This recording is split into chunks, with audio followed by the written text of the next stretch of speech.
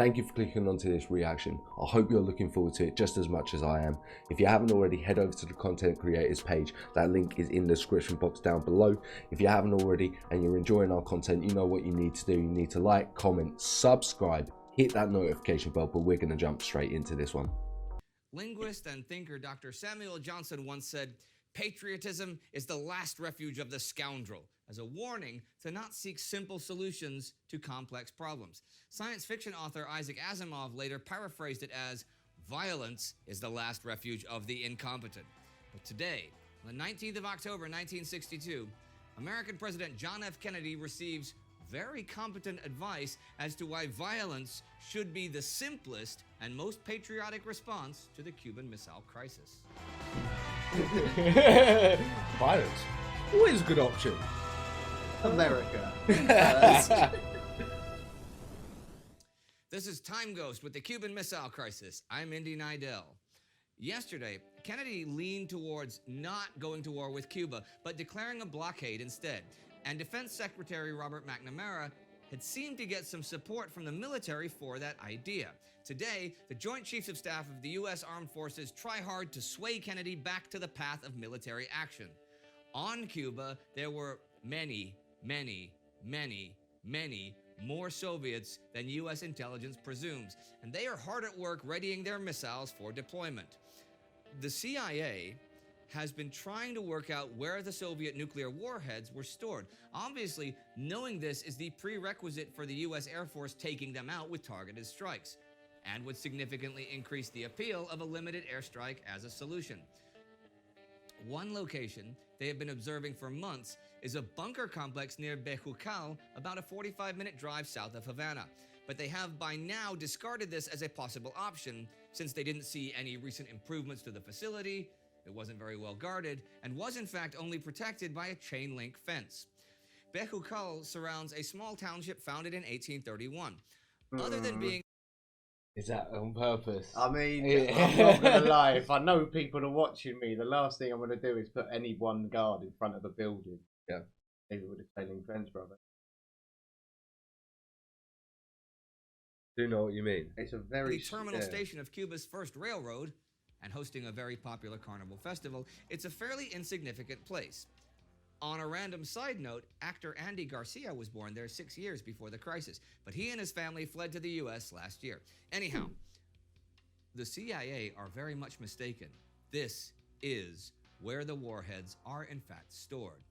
In a modified hillside bunker complex, there are now 160 nuclear warheads being prepared to be mounted on missiles and armed. A veteran of the Soviet nuclear... So, are they still as deadly before they get put? And they blow them up with minimal effect? They could be blown up. They would have the same. They have the same explosive power, whatever it would be measured in megaton or what. The only thing that I'm assuming the missiles do is... Okay. Yeah, so the warhead still has the component to be combustible, right? But the rest of the rocket is what makes it get... Gives it the velocity to make it...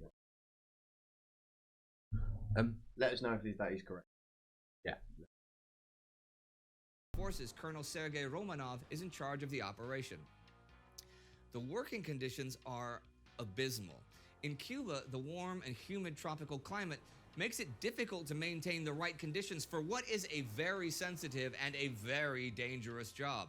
Romanov scrounges whatever air conditioners his Cuban hosts can lay their hands on, but finally resorts to requisitioning loads and loads of ice to cool the inside of the bunker. Much worse, though, is the imperceptible radiation. Many of the workers will develop cancer and die from this radioactive exposure over the coming months and years. There's also the stress of maybe being discovered and bombed by the United States. There is hardly any time or any peace of mind to sleep. The strain is already taking its toll on Romanov's health, and he will die of a heart attack shortly after returning to the Soviet Union. His second in command, Major Boris Boltenko, also a nuclear force veteran, is even now suffering from undiagnosed brain cancer from prolonged exposure and will also die in a few months. Today... Holy shit. Was it worth all this all this fallout They not. Are they not aware of it, or are they just not? Oh, they're aware of They it, just but don't think it's they're really a going to do communist damage. country, so they're aware of it. But as Stalin once said, one man's death is a tragedy. 100,000.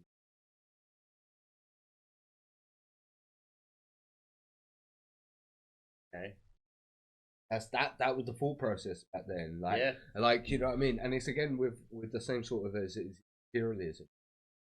If you yourself die, I think worthless. But if you die for your family, then it's worth everything. So with the communists, you die for the communist cause. Yeah. Then you're dying for something. Yeah, that's a lot of the sentiment.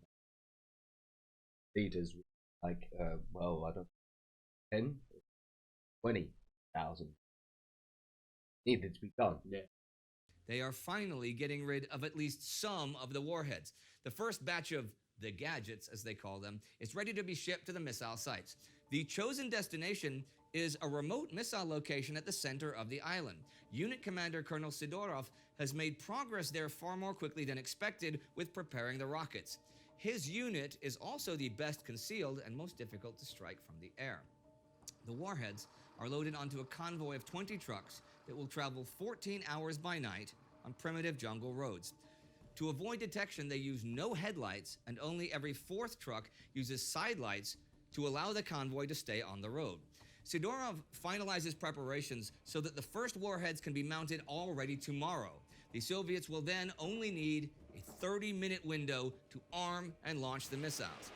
In the White House, the assumption, or should I say the hope, is that this window is 18 hours, which would allow the U.S. to act without the danger of immediate nuclear retaliation. Though as of today, the U.S. does correctly assume the total Cuban nuclear arsenal, including ICBMs, will be deployable sometime in the next 2 months. At 9:45 a.m., President Kennedy receives the Joint Chiefs of Staff. They still want to convince him to make a military strike, as I said before. Chairman of the Joint Chiefs, General Taylor, says, from the outset, I would say that we felt we were united on the military requirement here. That we could not accept Cuba as a missile base. That we should either eliminate or neutralize the missiles there and prevent any others coming in. So from a military point of view, that meant three things. First, attack with the benefit of surprise those known missiles and offensive weapons that we knew about. Secondly, continued surveillance then to see what the effect would be.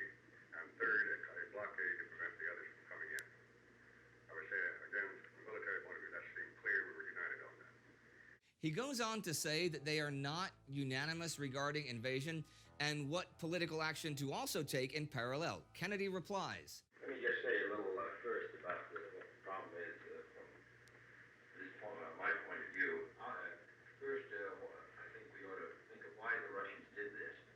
Well, actually, it was rather dangerous but rather useful play of theirs. If we do nothing, they have a missile base there with all the pressure that brings to bear in the United States and damage to our prestige. If we attack Cuba, the missiles or Cuba in any way, it gives them a clear line to take Berlin, as they were able to do Hungary under the Anglo war in Egypt.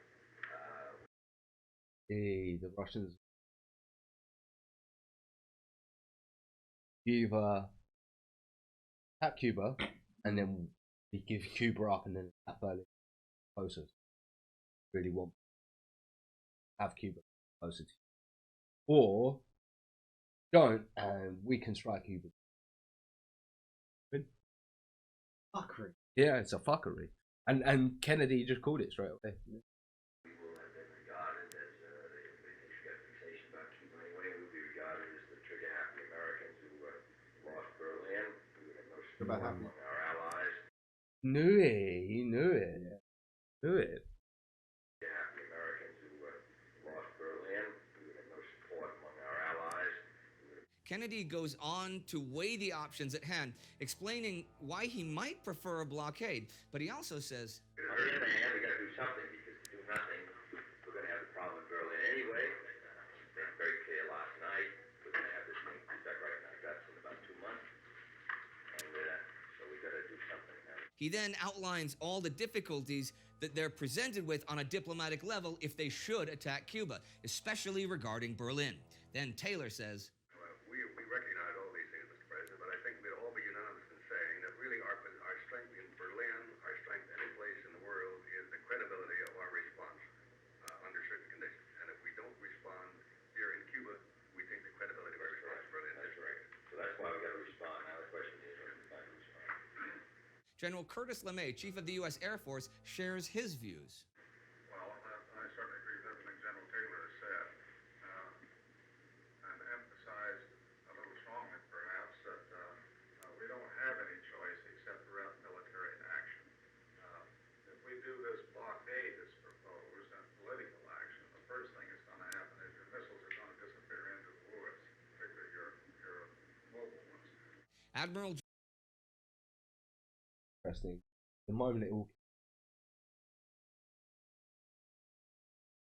I'm also really liking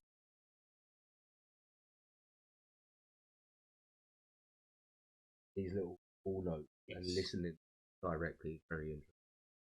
George Anderson, Chief of Naval Operations, explains that he could carry out the blockade, and it would be easier to enforce complete blockade than partial, but If we institute a complete blockade, we are immediately having a confrontation with the Soviet Union because it's the Soviet block ships which are taking the material to Cuba.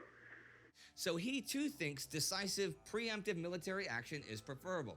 Chief of Staff of the U.S. Army, General Earl Bus Wheeler, wants his forces to join in with boots on the ground.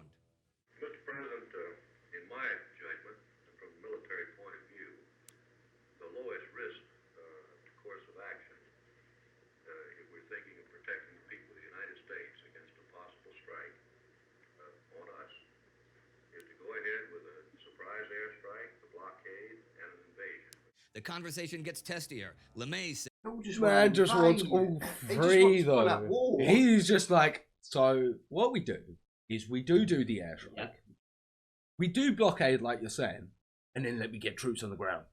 Let me get my trigger happy American on the soil of Cuba. Yeah. And that was that's yeah. Kennedy's the only sane one at the moment going, there's so much in that.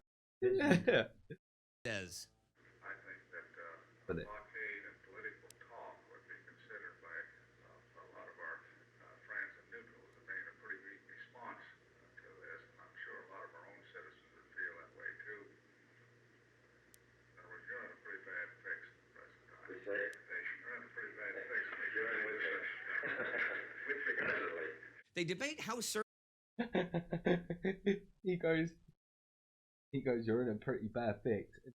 Kennedy goes, no, you're in this with me. We're in a bad fix, mate. Nervous laugh. Yeah, literally.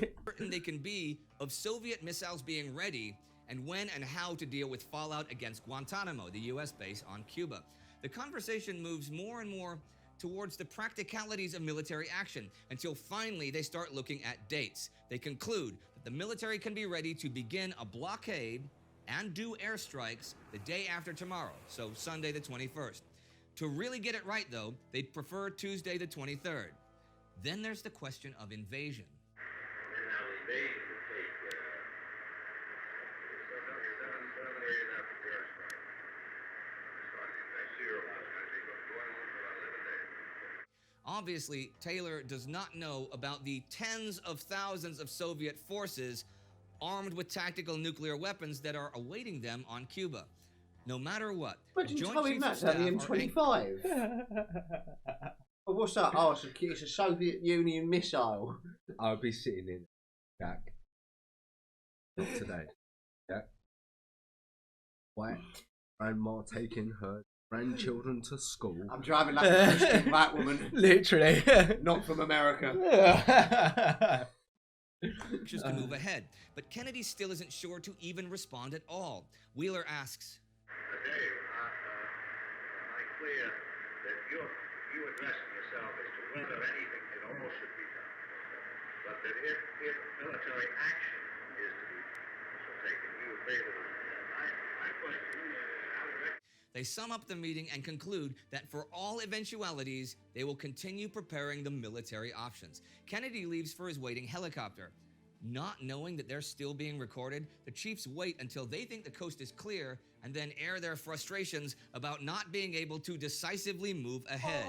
Expressing an astonishing amount of wishful thinking, they interpret the president's non-committal statements as a discreet way of telling them that they should move ahead, at least with airstrikes to take out the missiles. Even General David Schopp of the Marines, who is the only military man there opposed to an invasion, feels they have Kennedy's unspoken support for airstrikes, while acknowledging that no matter what you do in this situation, you are screwed.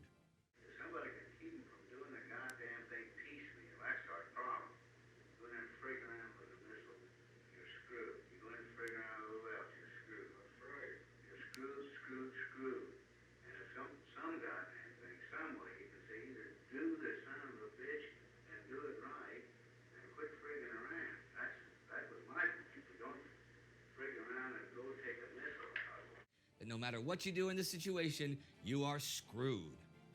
In fact, Kennedy is not at all convinced of any military action, and still the preparations go ahead. As we've said earlier, when you let out the slack on the leash of the dogs of war, there's a real risk they might slip out of your hand. By the time Kennedy lands for campaign rallies in Ohio, the world has taken yet another steps towards nuclear war. I will see you tomorrow on day 5 as Kennedy tries to unring the bells that he inadvertently rung today. If you just joined us, you can see the first daily episode, day 0, right here. And if you want more great content, join our TimeGhost army and support us at timeghost.tv or patreon.com. Definitely go do that. There are people like that in the world still, and they have a lot of power, and it worries. It's so it's scary. A concern. It's so concerning. Scary. It's so scary. You don't know one day if you're fully going to be waking up and you're like, oh, right, come on, we've got to go to the evacuation bunker. Literally. Didn't know we had one. Oh, we do. It's absolutely crazy. I can't wait. Jump into it. I'm looking forward to it. I think Jack is as well. I hope you guys are looking forward to our reaction. If you are, you know what to do. Like, comment, subscribe, hit that notification bell. We will catch you in the next video.